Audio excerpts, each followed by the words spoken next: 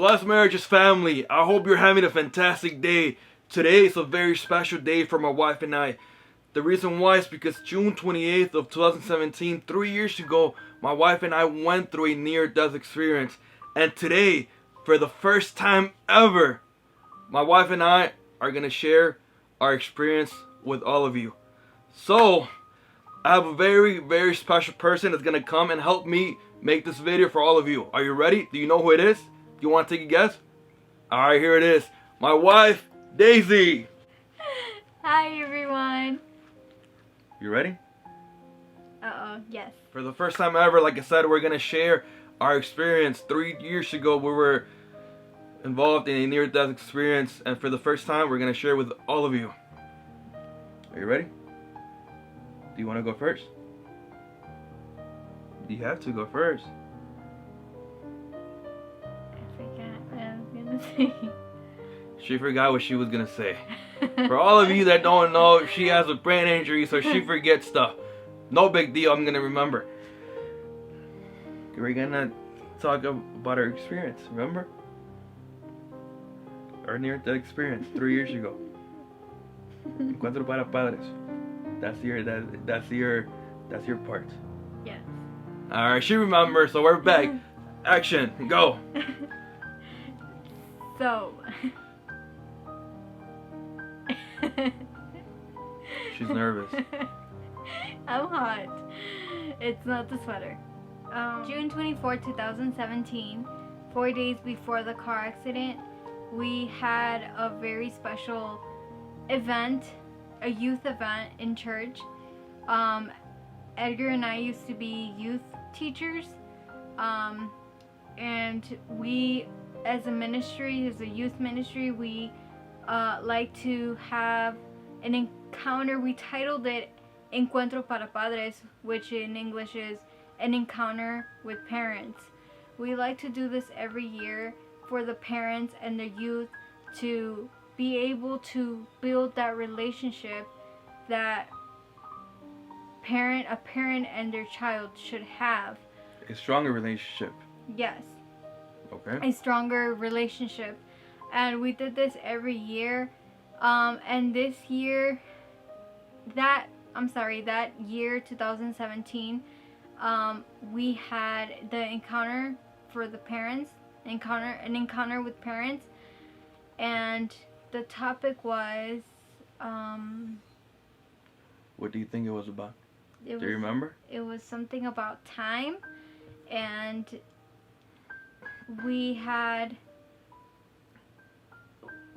the topic was about time. And so like Daisy said, June 24th of 2017, we had a youth event with the parents called Encounter with Parents.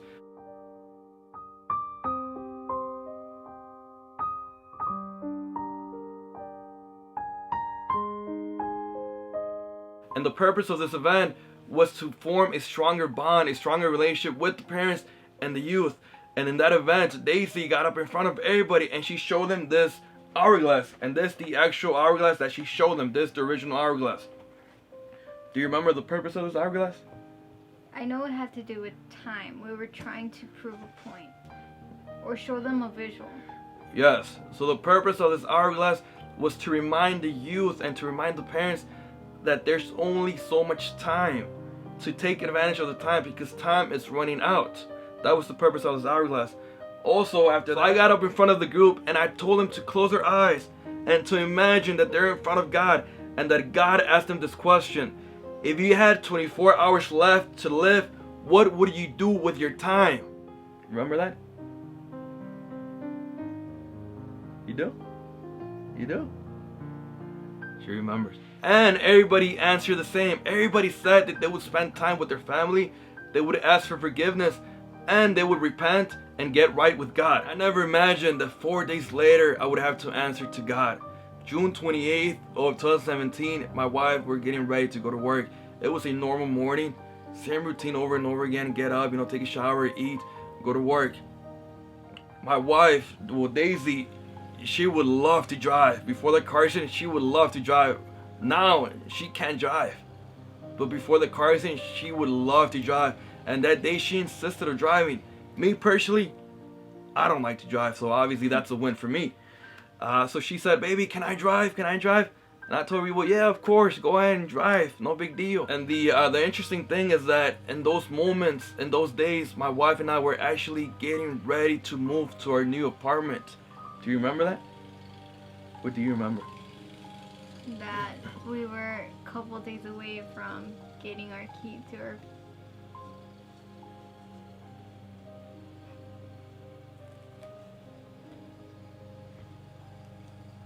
Getting our key. And we were 3 days away from getting our apartment. So our car was packed with books, was packed with DVDs, with our clothes, with everything. Everything was inside the car. But 20 minutes into our drive, boom, a big impact.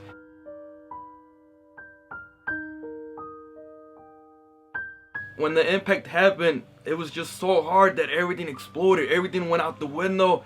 It was just so hard that everything broke. I had dumbbells, they broke. My wife had cooking utensils. What were they called? They had pots and pans, they broke. Everything broke.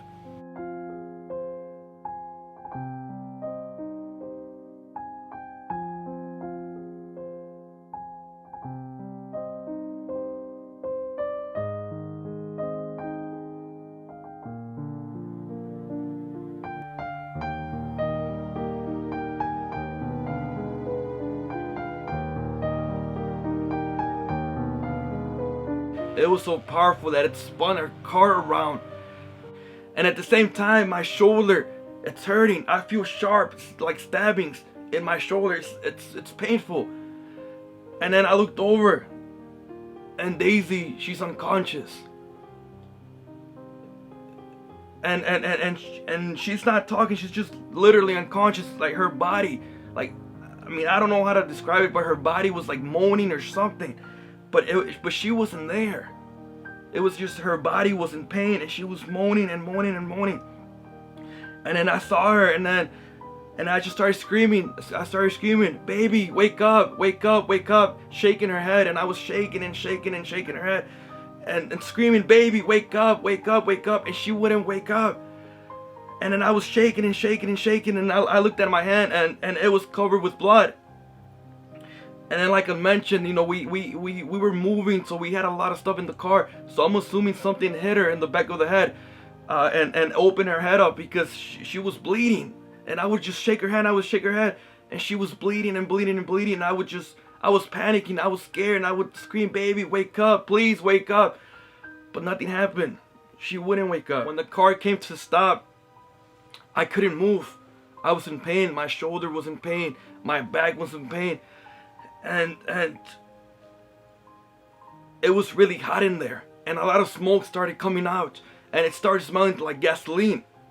And in my mind, I'm thinking, this car is gonna explode anytime soon. This car is gonna explode. And I looked over, and I mean, Daisy, she's literally unconscious. She's not even moving at all. And then I'm getting hot. It starts to smell like gasoline. I'm getting hot. You know, it's hot in there. So I started kicking the door. Kicking the door, trying to open the door, but the door doesn't open because everything's squished together. And then I just don't know where I got the strength. It was God, most likely, but I just kicked the door, and 10 times kicking the door, it opened. The door opened. And my legs, they were not injured. I mean, I could have run. You know, I could have get up and I could have run, but I looked over, and Daisy, she's there. And I just didn't have the guts to leave.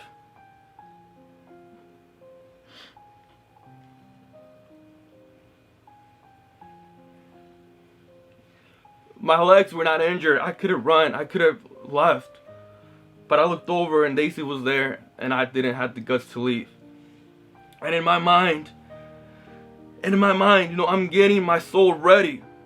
Because I'm thinking, you know, it's hot in here. You know, it smells like gasoline. This car is going to explode, and anytime soon it's going to explode. So I started closing my eyes. You know, I started praying. I started meditating. And I started telling God.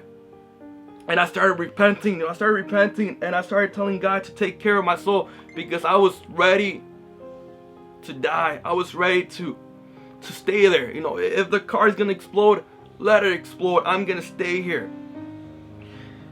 And at the same time, while I'm meditating and while I'm praying, I'm shaking Daisy's head. I'm shaking her and I'm screaming, "Baby, wake up, wake up, wake up, wake up, please!" But she wouldn't wake up.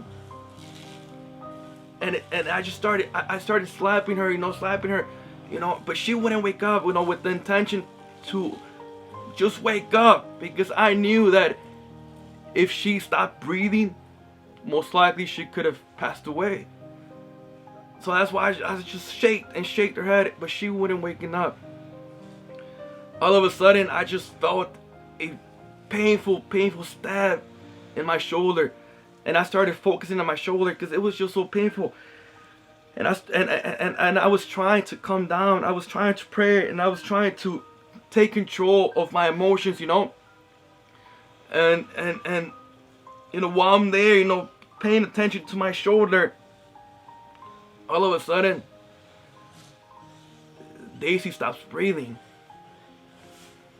So now I'm panicking because Daisy's not breathing at all.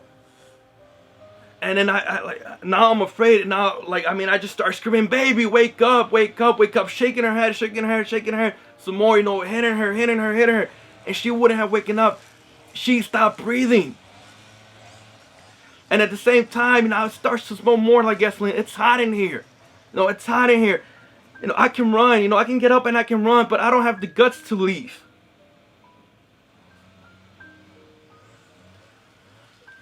And at that moment, I closed my eyes.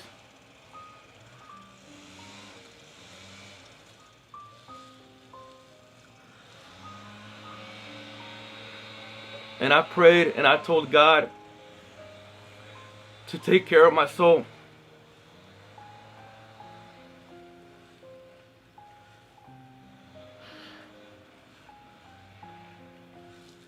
Because I was ready to die. I was ready to die. I wasn't going to leave Daisy there. If the car exploded, it was going to explode on the both of us. I closed my eyes and I prayed and I told God, "God, take care of my soul. I'm ready to go home."